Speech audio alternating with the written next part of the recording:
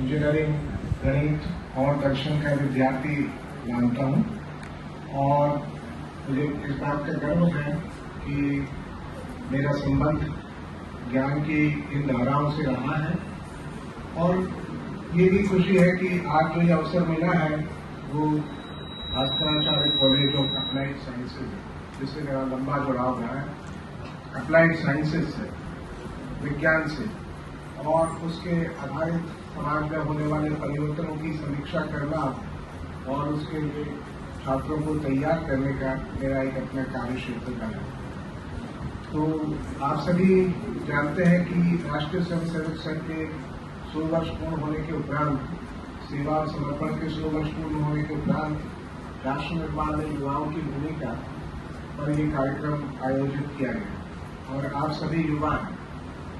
और विज्ञान के विद्यार्थी भी, और विज्ञान में प्रश्न पूछने की एक प्रवृत्ति होती है। विज्ञान में हर कार्य जो है वो प्रश्न से शुरू होता है, बड़े से बड़े महान विचार की समीक्षा जो है वो प्रश्न से होती है। तो आप ये पूछेंगे कि आप अपने आप से पूछ सकते हैं आज के दिन अपनी भूमिका तय करने के लिए कि कितने समय तक आप युवा रहेंगे और कितना कार्यकाल है जिसमें आपको राष्ट्र निर्माण में महत्वपूर्ण भूमिका निभानी है। राष्ट्र निर्माण में महत्वपूर्ण भूमिका निभाने के लिए कई प्रकार के अवसर आपके सामने आएंगे, और आप कितने समय तक युवा रहेंगे, तो शायद अगर मैं ये प्रश्न आपके वरिष्ठ शिक्षकों से पूछूं तो उनका तो कहेंगे अब हम युवा नहीं रहे, और उनका युवा का काल जो है वो बहुत सीमित रहा। लेकिन मेरा ये मानना है कि जिस ढंग से विश्व में विज्ञान एवं तकनीकी के कारण बदलाव हो रहे हैं, और विज्ञान और तकनीकी ही बदलाव को सुनिश्चित करती है, आने वाले समय में लॉन्गिविटी जो है उसमें काफी वृद्धि होने वाली है। और मैं ये मान के चलता हूँ कि Bhaskaracharya college of applied science के सभी विद्यार्थी कम से कम आने वाले 100 वर्ष तक युवा रहेंगे, और आने वाले जब 100 वर्ष तक युवा रहेंगे तो आपके पास 100 वर्ष तक लगातार समर्पण की भावना से पुनः राष्ट्र निर्माण में भूमिका को निभानी है। तो युवा की परिभाषा क्या है? तो एक कार्यक्रम युवा करके एक संस्था है, उन्होंने आयोजित किया था। उन्होंने कहा कि मुझे आमंत्रित करने के धन्यवाद, क्योंकि मैं भी अपने आप को युवा मानता हूँ। और युवा की परिभाषा मेरे लिए बहुत संक्षिप्त है। जब तक आप में नवीन कौशल को हासिल करने की, अर्जित करने की, जब तक आप में उद्यमिता की, जब तक आप में नवीन कार्य की चुनौती को स्वीकार करने की शक्ति है, तब तक आप युवा हैं। तो आने वाले समय में विश्व में काफी बदलाव होने वाला, क्योंकि इस समय के बारे में देखें तो अभी का जो समय है ये किस प्रकार का समय है, तो इसको कह सकते हैं कि अपार संभावनाओं का समय। There has never been a time so pregnant with possibilities as today, ये कहा जाता है। किसी भी समय में इतिहास में मानव के संभावनाओं की इतना अधिक समुद्र विस्तृत नहीं रहा जितना आज है। तो एक तो अपार संभावनाओं का है,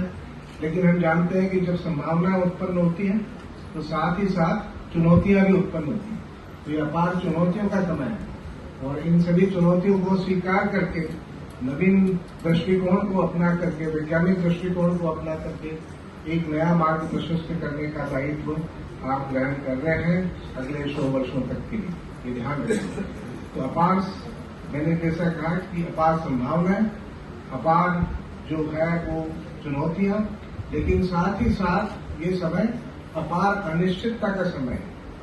और मैं ये मानता हूं अपने में कि अगर जो शिक्षक युवा नहीं रहता है तो शिक्षक की भी समस्या क्या रहती है कि जैसे मैं बेबी ब्लूमर जनरेशन का हूँ, और आज जो बच्चे पढ़ रहे हैं उनको जनरेशन जी कहते हैं, जनरेशन अल्फा भी आ रहा है कॉलेज में, और फिर जनरेशन बीटा आएगा, और एक जनरेशन गैप रहता है।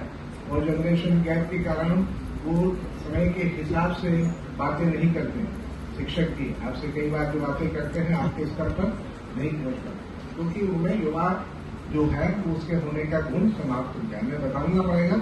और हमें स्वीकार करना पड़ेगा कि ये अपार अनिश्चितता का समय है। कोई भी कार्य वैसे संपादित नहीं किया जा सकता जैसे पहले किया जाता है। तो आप जानते हैं कि एक युवा जिसका कि नाम टिम बर्नर्स-ली ने स्वर्ण में एक खोज की 1989 में, मेरे लगभग मेरी उम्र के व्यक्ति की है, और जब उन्होंने ये खोज की तो उन्होंने इसको नाम दिया वर्ल्ड वाइड वेब। और आपने देखा कि पूरी दुनिया में हर काम करने की पद्धति बदल सकती है। एक आदर्श हो सकता है, कोई भी व्यक्ति हो सकता है, भारतीय होना ही आवश्यक नहीं है, कि एक व्यक्ति ने पूरे विश्व को नाम जो है बदलाव के दौर में लिया है और हर कार्य, चाहे पढ़ाई हो आज, चाहे प्रवेश की प्रक्रिया हो, चाहे आपका आदान प्रदान हो पैसों का, उन सब में वर्ल्ड वाइड वेब टेक्नोलॉजीज, उसके बाद जो समाधान उपस्थित हुए और जो हमने सॉफ्टवेयर विकसित किए उनका प्रयोग होता है। तो आप ये मानते हैं कि एक व्यक्ति भी बहुत बड़ा परिवर्तन ला सकता है और उसके लिए समर्पण की भावना होनी चाहिए।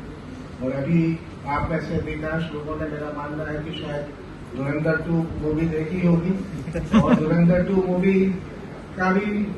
कुल मिलाकर के संदेश क्या है कि राष्ट्र निर्माण के लिए जो भी करना आवश्यक हो, चाहे बलिदान ही देना आवश्यक हो, चाहे अपने आप को पूरी तरह से किसी एक कार्य के प्रति समर्पित करना ही आवश्यक हो, तो वो किया जाना चाहिए। वो भी इसी संदर्भ में राष्ट्र निर्माण में युवाओं की भूमिका को ही चिन्हित करती है। अलग अलग समीक्षक हैं,